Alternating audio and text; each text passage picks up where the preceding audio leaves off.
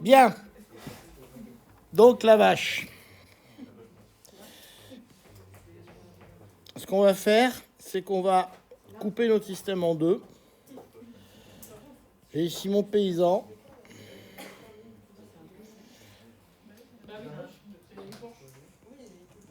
J'ai ici ma vache.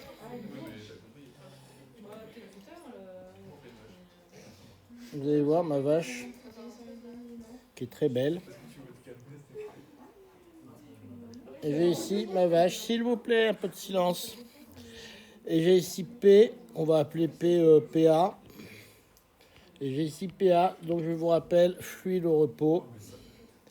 Les pressions sont équivalentes. De ce côté-là, j'ai PA qui est égal à P0 plus, on va l'appeler P fermier, plus ρ GH. D'accord? Où H est cette hauteur que j'ai décidé comme étant égale à H. Donc, le problème, c'est le P fermier. Et le P fermier, c'est mg fermier divisé par S. Je vais appeler cette surface-là S, cette surface-là S'. D'accord? Donc, j'ai finalement que PA est égal à P0 plus mg sur S', plus ρ GH. De ce côté-là, j'ai PA qui est égal à P0 plus P de la vache plus ρ GH. Et j'ai le P de la vache, d'accord, qui est égal à grand M G sur S'. D'accord? Ça vous fait rire, c'est fabuleux. Donc, si je compare PA, donc normalement, j'ai les deux PA qui sont égaux. Donc, normalement, je dois avoir P0 plus M petit g sur S plus ρ GH qui est égal à P0 plus grand M G sur S' plus ρ GH. Évidemment, les termes se simplifient et j'obtiens en fait simplement que j'ai petit m G sur S qui est égal à grand mg sur S'. Donc j'obtiens la situation suivante. Simplement, il faut que une fois que j'ai tout simplifié, j'obtiens que petit m sur grand M. Alors si j'appelle ici le rayon, d'accord, j'ai petit r ici et j'ai grand R ici. Donc je suis à l'équilibre pour petit m sur grand M est égal à petit r sur grand R au carré. Donc ça va très vite parce que c'est le carré des rayons qui interviennent ici. Et dans le cas qu'on vous suggère, en fait, vous n'êtes pas à l'équilibre, donc ça va poser un problème. Et donc ici, vous avez petit m sur R carré qui est plus grand que grand M sur R carré. Donc la vache monte.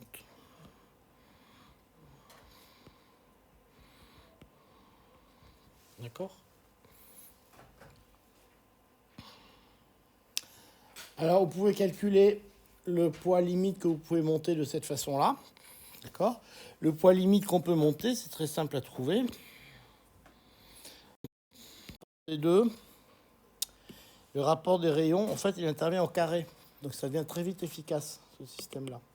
Alors, ce que vous voyez, c'est que ça, c'est le principe du levier hydraulique. C'est pour ça que quand vous avez des machines agricoles, des trucs qui lèvent, ce que vous voyez partout, l'intérêt, c'est qu'un liquide incompressible vous transmet la pression.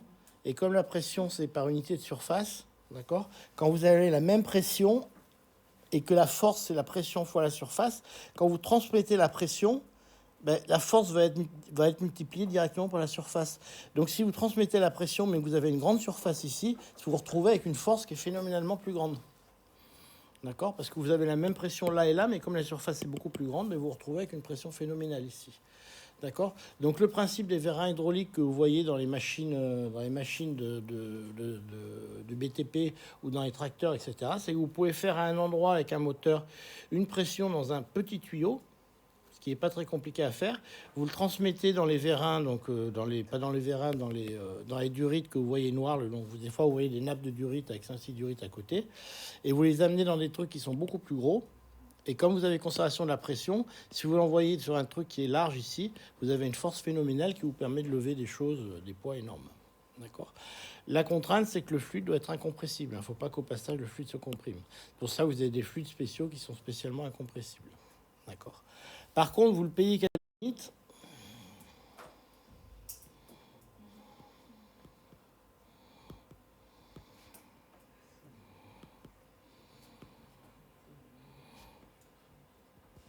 Le poids limite qu'on peut monter, bien vous avez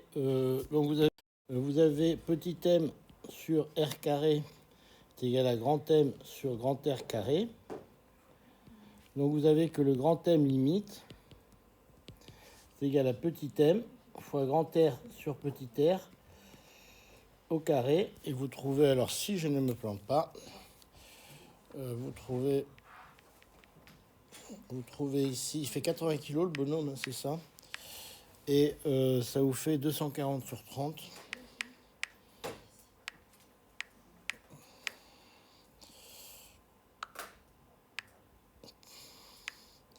Vous pouvez monter à peu près jusqu'à 5 tonnes avec un système comme ça. 5100 kg. Voilà. Ça, c'est la masse maximale, la masse limite que vous pouvez monter avec un système comme ça, avec un rapport de ce type-là. Alors, vous voyez, c'est efficace parce qu'en fait, le rapport, ce qui est intéressant, c'est qu'en fait, quand même, parce qu'il faut pas croire que tout ça, ça va se faire gratuitement. La nature vous le fait payer quelque part parce qu'on a une conservation du débit.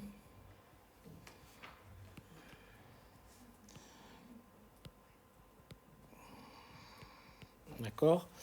Donc, le débit, c'est V fois la surface, d'accord. Donc le débit il se conservant, ça veut dire que vous perdez essentiellement en vitesse que vous faites. C'est-à-dire que si vous appuyez très fort d'un côté, vous allez descendre très vite votre petit piston et votre gros piston va monter très très lentement. D'accord. Donc si je fais un dessin ici.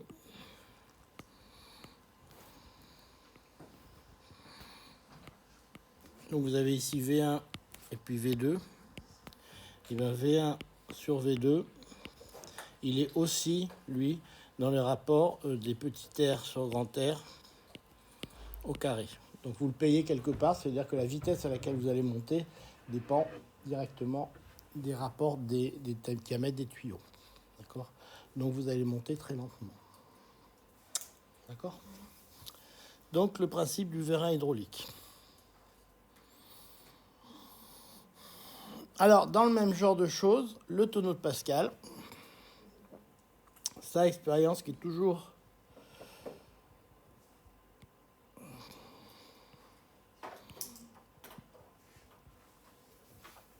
le tonneau de Pascal.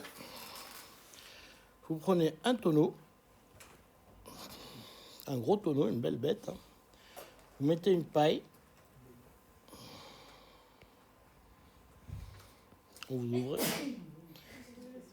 Vous ouvrez en bas, quand même, sinon ça ne marche pas.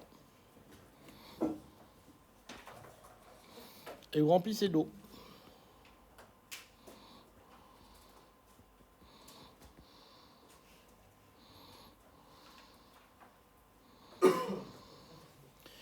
Jusqu'à une hauteur H. D'accord. Et vous prenez ici un diamètre de paille, hein.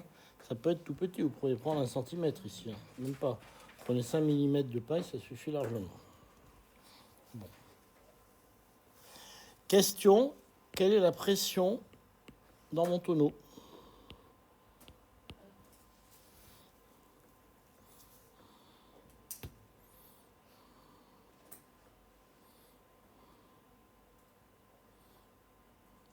Ben, j'ai pas de réponse.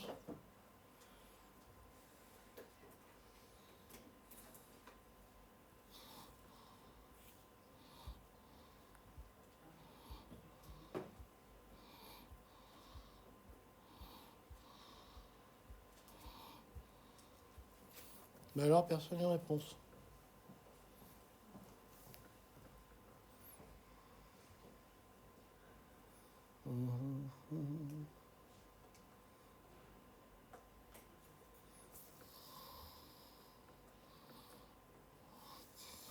Mais j'attends. On a un tonneau, je mets une paille au-dessus, je mets de la pression dans le tonneau. Ouais. Exactement. P est égal à P0 plus ρGH. Alors, effectivement, c'est complètement anti-intuitif, mais c'est ça.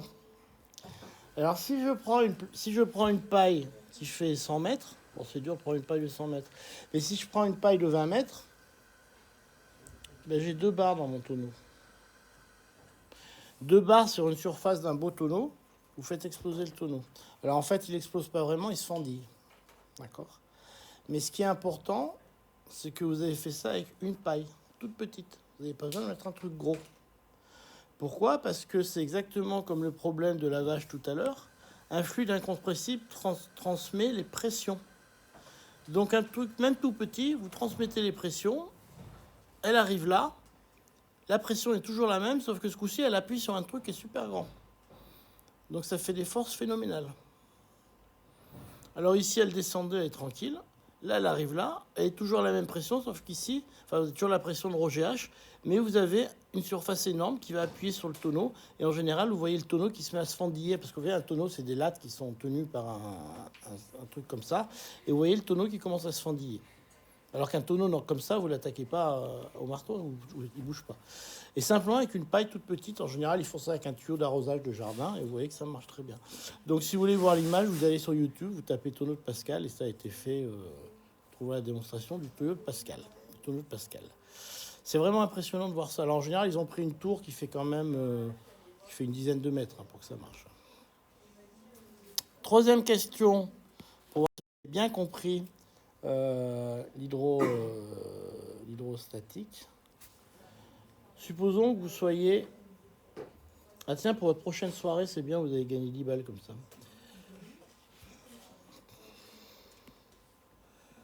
Vous êtes dans un immeuble. C'est les balcons. Mais c'est pas dangereux ce que je vous présente. Puis ici, vous avez un verre de boisson, ce que vous voulez. Prenez pas trop de l'alcool parce que ça change les paramètres quand même. Mais bon. Puis vous avez une paille. Vous voulez que je vous apprenne comment on fait redevenir du pastis pas blanc ? Vous savez pourquoi le pastis il devient blanc ? C'est parce que dans le pastis, il y a des grains d'anis qui sont solubles au-delà d'un certain titre d'alcool. Et en fait, quand vous mettez de l'eau, vous passez en dessous de ce titre d'alcool et l'anis précipite. Et si vous remettez de l'alcool pur, il va redevenir à nouveau être soluble dans l'anis et vous perdez le blanc. Précipiter s'inverse. Vous pouvez faire un pari comme ça, vous pouvez faire un peu long. Donc là, j'ai une paille. Puis vous faites le pari que vous la buvez au 2e étage. D'accord ? Que vous buvez votre paille au 2e étage. D'accord ? Donc la question, c'est que vous pariez avec quelqu'un qui va la boire à une certaine hauteur. Et si vous voulez gagner votre pari, quelle est la hauteur maximale où vous êtes sûr qu'il n'y arrivera plus ? Ouais, bah lui, il connaît la réponse. Mais... Est-ce que vous pouvez calculer ça ? Essayez de me calculer la hauteur maximale à partir de laquelle ça ne marche plus de boire avec une paille. Hein ? Ouais, pourquoi 10 mètres ? Je peux dire 15. Hein. Allez, faites-moi le calcul. Essayez de me faire un dessin de la situation et de me comprendre pourquoi c'est 10 mètres. Hein ? Vous n'avez pas compris la situation. Voilà. C'est une question hydrostatique, ça. Faites le dessin en mieux que moi, vous allez comprendre tout ce qui se passe.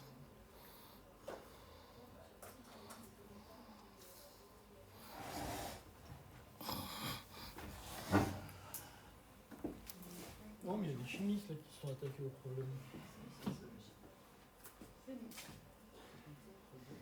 Donc on va faire un beau dessin avec une belle paille et puis un beau verre.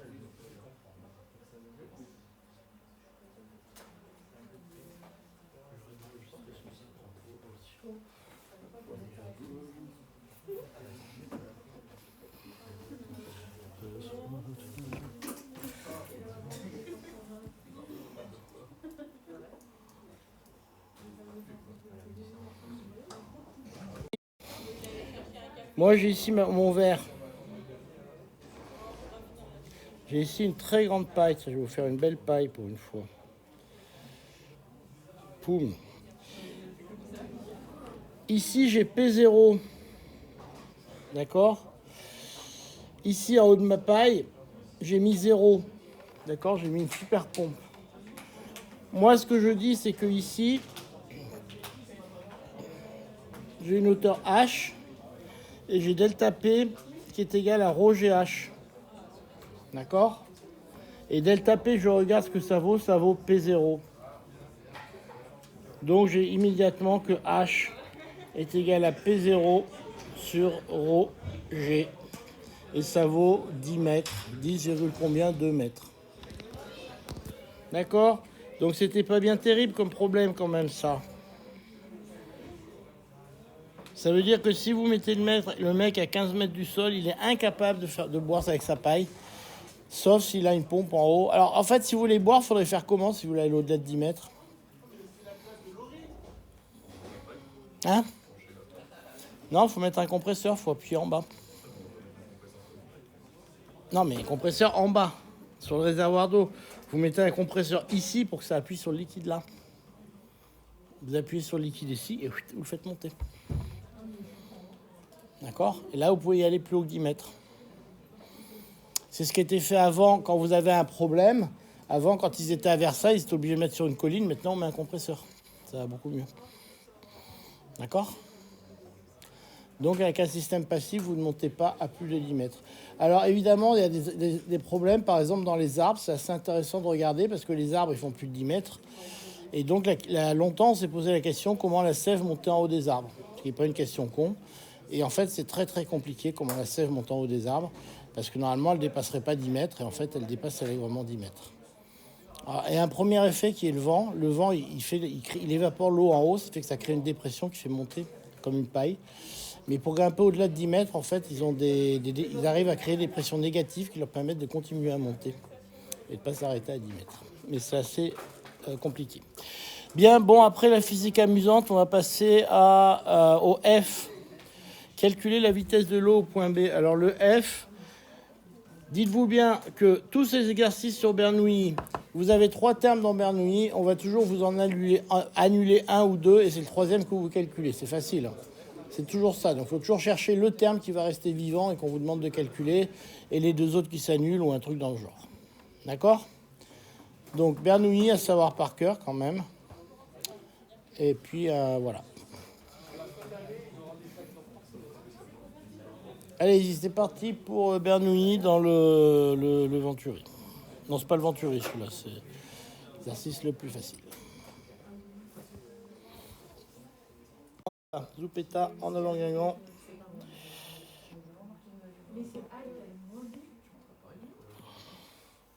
Boum, j'ai mon réservoir. Pam, qui a une fuite.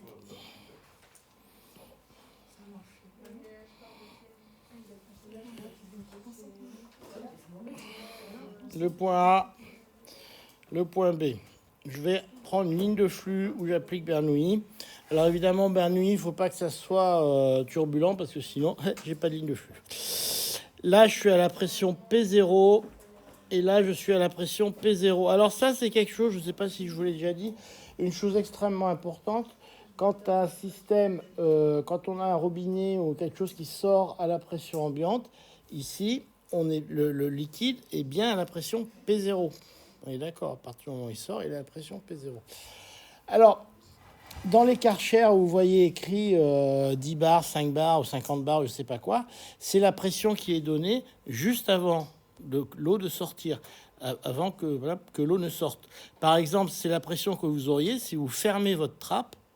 D'accord? Si vous fermez votre trappe, vous auriez de l'eau à 10 bars ou à 20 bars. À partir du moment où vous ouvrez votre trappe, l'eau est à bien la pression P0. Alors, qu'est-ce qui fait que ça nettoie?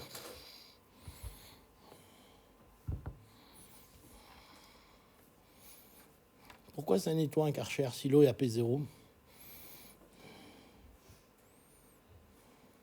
Ouais. Parce qu'il y a une très petite surface de sortie. Ah.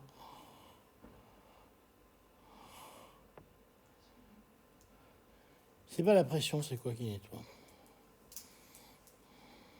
C'est la C'est la vitesse. En fait, votre goutte d'eau, votre eau, elle arrive ici à très haute pression. Quand elle sort, elle se retrouve à P0, d'accord? Et toute la pression qui a été transformée, puisque vous transformez une haute pression en P0, elle se transforme en vitesse. C'est-à-dire que vous avez des petites gouttes qui arrivent à très haute vitesse et qui font exploser les saletés. C'est un peu comme une sableuse. Je ne sais pas si vous avez déjà observé une sableuse. Un sableuse, c'est du sable qui tourne et qui arrive à très haute vitesse et qui vous décape la surface. Et quand vous mettez un Karcher sur vous, enfin, je sais pas, il faut y aller doucement. Enfin, si vous mettez un Karcher sur vous, vous les sentez, ces petites gouttes qui arrivent sur vous à très haute vitesse. D'accord? Et bien, c'est ça qui décape. C'est pas la pression. La pression, l'eau, elle est vraiment à V0, à P0. Par contre, elle arrive à très haute vitesse et c'est cet effet-là qui décape. D'accord? Donc, en gros, quand votre Karcher est fermé, il contient de l'eau à une très haute pression, mais à vitesse nulle. Quand vous ouvrez le Karcher, c'est de l'eau qui devient à pression atmosphérique, mais à très haute vitesse. Et c'est ça qui décape votre truc. C'est pas la pression, c'est la vitesse. Bien. Donc maintenant, on va écrire le Bernoulli, d'accord? Le Bernoulli, on va l'écrire ici. Donc vous avez ici P0 plus 1,5 de rho G. Alors ici, la hauteur c'est H, hein, donc on va mettre tout de suite H. Je vais repartir en noir, ça sera mieux. Rho GH plus... non, il n'y a pas de 1,5, excusez-moi. Plus 1,5 de rho VB au carré, d'accord? Et puis en bas, j'ai P0 aussi, plus rho G fois 0, d'accord? Donc c'est 0, plus 1,5 de rho VB carré. Évidemment, en haut, je me suis planté, c'est pas un B, c'est un A ici. Nous sommes tous d'accord?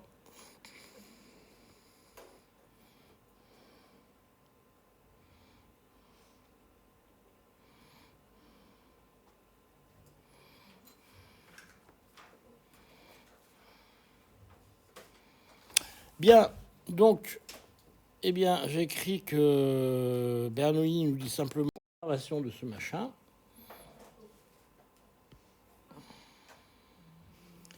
Donc j'écris que P0 plus rho GH plus 1,5 de rho VA carré est égal à P0 plus rien du tout, plus 0, plus 1,5 de rho VB carré. Je simplifie tout ce qui est à simplifier, c'est-à-dire les P0 et les rho qui s'en vont. Ok. Et j'obtiens quelque chose que vous devriez reconnaître. J'obtiens que VB carré, en VB, du coup on va passer directement à VB, est égal à VA carré plus 2G grand H avec une racine carrée.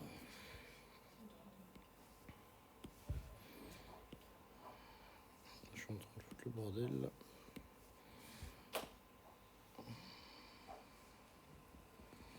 Ok.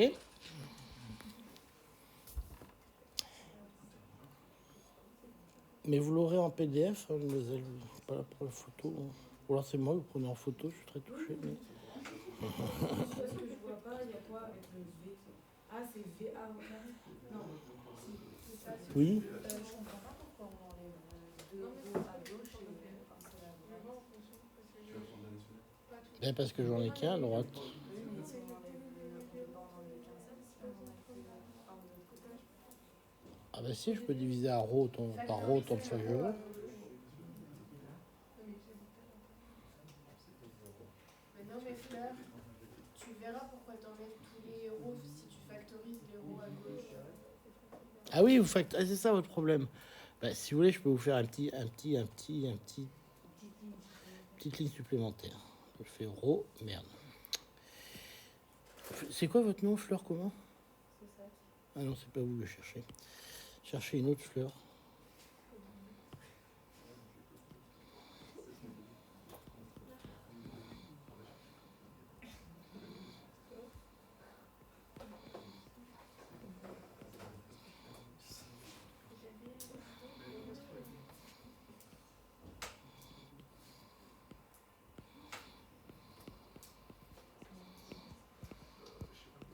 Ça vous paraît plus clair comme ça.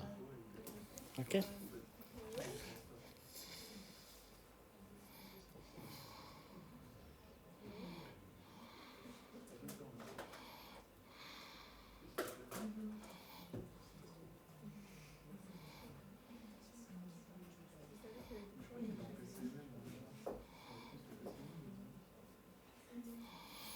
Alors, il y a aussi une dernière petite chose qu'on peut faire. On peut écrire la conservation du débit.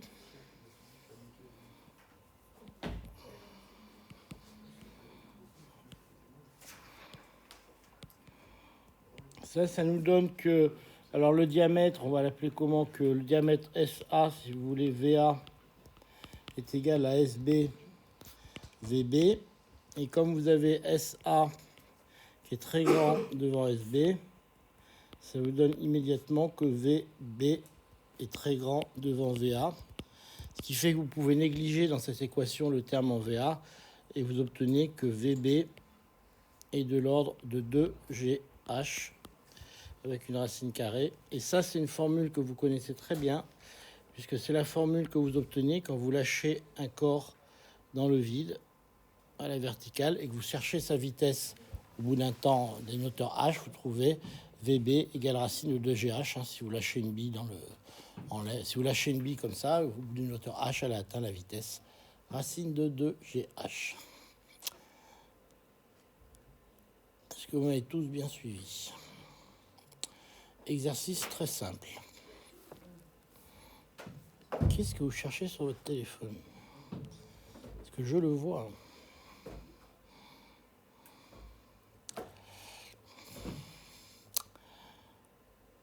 Bon, c'est clair? Nous avons largement le temps de faire un autre exercice. Alors, on vous fait faire les plus classiques, là, c'est bien. Il reste combien de séances? Une ou deux après celle-là? Je ne sais plus. Une seule? Deux?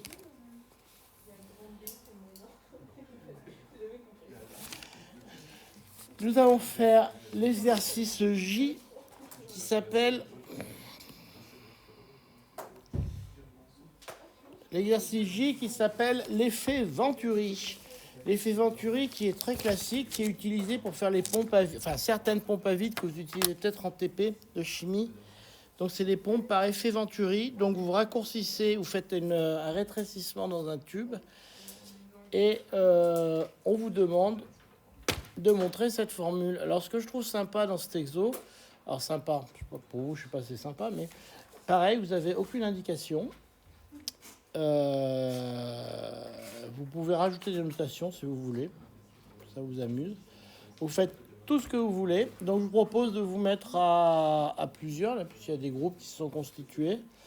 Et puis vous essayez de vous démerder. Je vous laisse quelques minutes. Alors, mon tube de Venturi.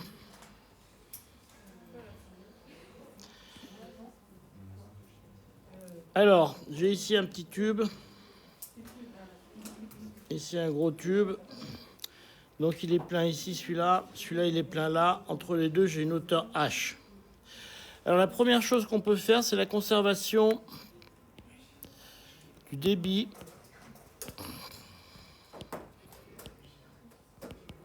Donc avec une surface ici SA. Une surface ici SB. Ça, vous avez tous trouvé que VA est égal à VB fois SB sur SA. Donc ça, vous l'avez bien trouvé. Après, ce qui vous a ennuyé, c'est de passer à Bernoulli. Vous n'y avez pas pensé. Alors bon, c'est le truc le plus simple à faire, Bernoulli. Et alors, il faut l'écrire sous le long d'une ligne de flux. Donc le plus simple, c'est de prendre une ligne de flux qui va comme ça. Et on va écrire Bernoulli. Hein, tant qu'à faire, on va mettre ici un truc genre petit h. Un truc, on va l'appeler ici grand H. Alors, mon dessin est très mal fait. Parce que ce qu'il faut qu'on considère habituellement, c'est que les hauteurs grand H et petit h sont négligeables devant le diamètre du tuyau. D'accord? Si évidemment sur mon dessin n'est pas le cas. D'accord? Donc on considère que grand H, petit h, tout ça c'est négligeable devant les tailles du tuyau. D'ailleurs, voyez, je vois que 1 moins VB carré sur VA carré. Donc VB carré sur VA carré, ça doit être SA carré sur SB. Ok. Arriver à trouver la conservation du débit. Alors Bernoulli, ça devient quelque chose d'extrêmement simple. Hein. Alors Bernoulli vous dit que PA plus 1 demi de rho VA carré plus rho G HA, on va dire ZA. Alors, effectivement, c'est une constante, mais la valeur de cette constante, en général, on s'en fiche complètement. Tout ce qu'on sait, c'est que c'est constant, donc on va y avoir la même valeur en un autre point. C'est ça qui nous intéresse. C'est égal à PB plus 1 demi de rho VB carré plus rho G ZB. D'accord ? Alors, évidemment, on va commencer par simplifier. Vu qu'on est à l'horizontale, ce terme-là s'en va. D'accord ?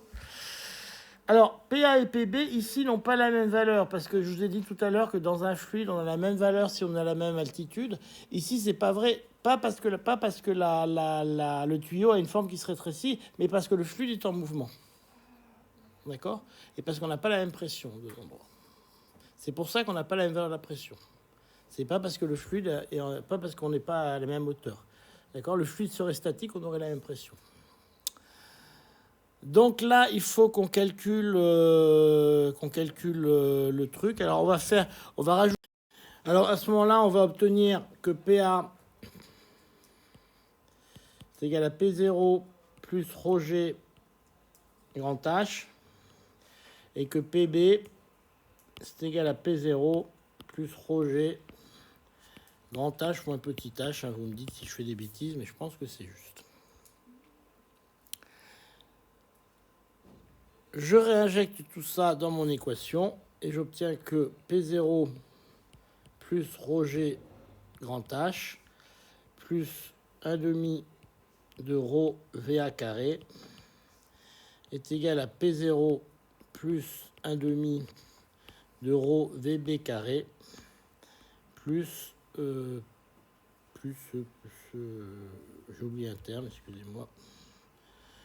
P0 plus rho G grand H moins petit h plus 1 demi de rho VB carré. D'accord ?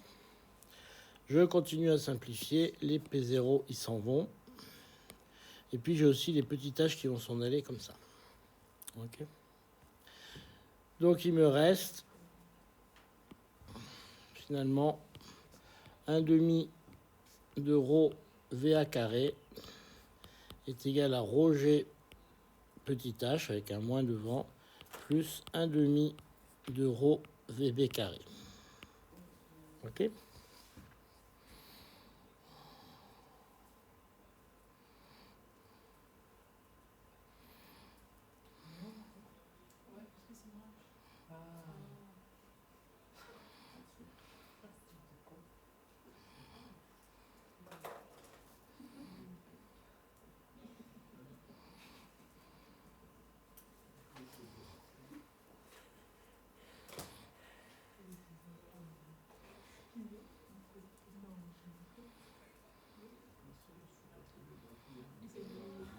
Alors, maintenant, je vais factoriser de l'autre côté. Alors, regardez bien l'astuce. Là, je fais 1 demi de rho VB carré, facteur de 1 moins VA carré sur VB carré est égal à rho GH. D'accord ? Donc, je passe ce terme de l'autre côté et je le factorise. Ok ? J'en profite pour simplifier ici les G, les ρ, pardon. Et j'obtiens que VB carré, c'est con, il fallait factoriser VA carré. Excusez-moi, c'était beaucoup plus logique. Je m'excuse, je n'ai pas factorisé le bon. Il fallait factoriser l'autre parce que c'est l'autre qu'on cherche. Oh. C'était pas le bon à factoriser, je me suis trompé.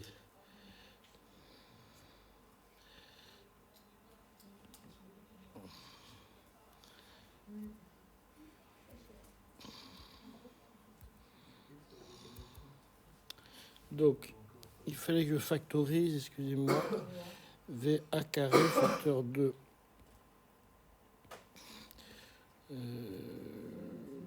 1 moins VB carré sur VA carré. Vous voyez, comme c'est le VA carré qui m'intéresse, il faut que je le fasse comme ça. Je simplifie les rho et j'obtiens que VA carré facteur de 1 moins VB carré sur VA carré est égal à 2GH. Ok. Alors maintenant, il suffit que j'aille chercher ce que vaut ce terme 1 moins VB carré sur VA carré.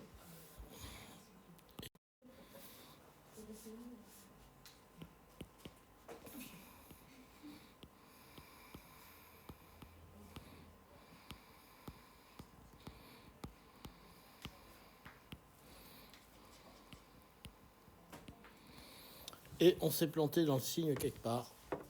On trouve l'inverse de lui. Donc, il faudra revoir le signe. Je vous laisse remonter en arrière pour voir où on s'est planté dans le signe. Ouais, c'est moins de moins 11. En fait, Attendez, tu l'as trouvé? Le moins de moins haut à la 1, 2, 3, 4 et demi. la toute dernière ligne. C'est lui qui est faux? Non, bah si, ça c'est juste. C'est juste ça? Le haut, il l'a oublié pour la ligne qui suit, là. Non, mais c'est juste qu'il a... Oui, mais il y a un moins qui est censé rester. Il Là? censé avoir moins GH. Là? Oui. Si vous le dites. Non, mais si vous me le dites, je m'en fous, hein, c'est bien. Je sais pas, moi, parce que c'est l'impression que j'ai. Non, mais de toute façon, il doit être positif. Non, mais il doit être positif, donc c'est forcément dans l'autre sens, parce que sinon, ça me fait un racine négative, donc c'est forcément faux. C'est le genre de truc sur lequel je m'énerve pas trop, moi, ça me gonfle. Ouais, donc on va dire que vous avez raison.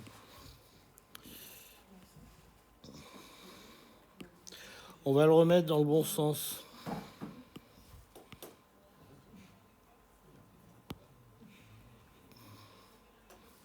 On va dire qu'elle est juste.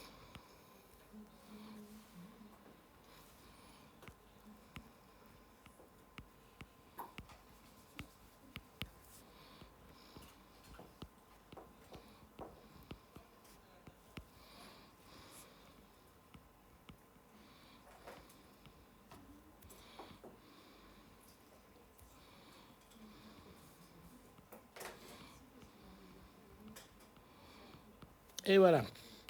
Alors en général, moi, quand je trouve un truc négatif, je change le signe parce que ça ne me plaît pas. Parce que vous êtes d'accord que l'argument d'une racine doit être positif. Donc, voilà.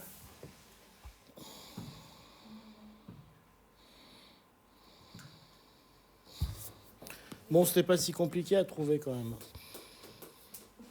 Si?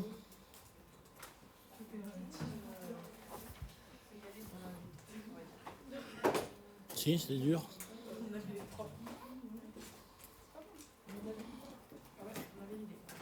Non, mais ce qui est important, c'est que vous ayez eu l'idée, c'est-à-dire que et Bernoulli. Après, ça, c'est un peu du blabla, hein, je veux dire. Bon. D'accord ?